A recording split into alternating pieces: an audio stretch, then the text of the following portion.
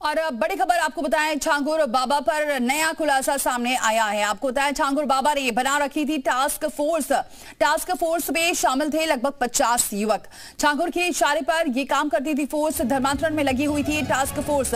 डराने, हिंसा फैलाने का ये काम करती थी फोर्स। बलरामपुर की कोठी में ये 50 युवक रहते थे।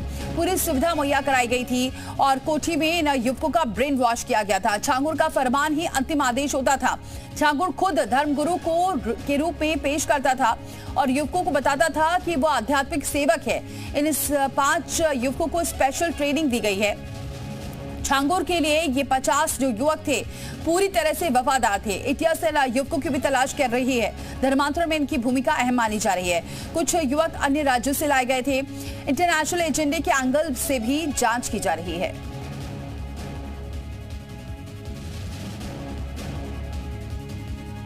तुषार श्रीवास्तव हमारे सहयोगी इस खबर पर जुड़ चुके हैं। तुषार, लगातार खुलासे हो रहे हैं, लेकिन बड़ी बात यह है कि पूरी टास्क फोर्स बना रखी थी, लेकिन अब ये 50 युवक कहां पर हैं, इनकी भी तलाश अब बहुत जल्दी कर ली जाएगी।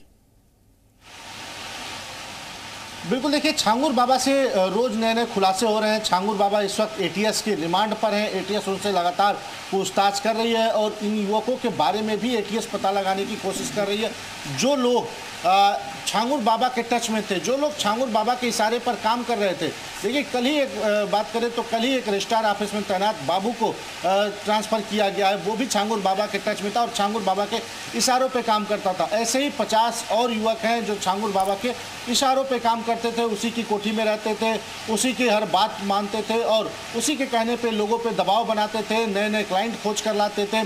इसके अलावा तमाम गैर कानूनी गतिविधियों में भी शामिल रहते थे। तो इन 50 युवकों को भी तलाश कर रही है एटीएस और उनके बारे में पूरा डेटा इकट्ठा कर रही है। आपको बताएं तो छांगुर बाबा इस वक्त एटीएस की रिमांड पर है, उससे पूछताछ चल रही है। कल ही एटीएस छांगुर बाबा को लेकर उतरौला उसकी कोठी पर गई थी, वहाँ तमाम एविडेंस इकट्ठा किए, उनके सबूत इकट्ठा कर रही थी। इसके अलावा एटीएस उससे पूछताछ भी कर रही है। साथ ही नीतू नसरीन भी छांगुर बाबा के साथ मौजूद है, जो कि एटीएस की रिमांड पर है। तो दोनों से अलग अलग पूछताछ की जा रही है, दोनों से तमाम एविडेंस इकट्ठा करने की कोशिश की जा रही है कि पूछताछ में कुछ निकल कर आ जाए।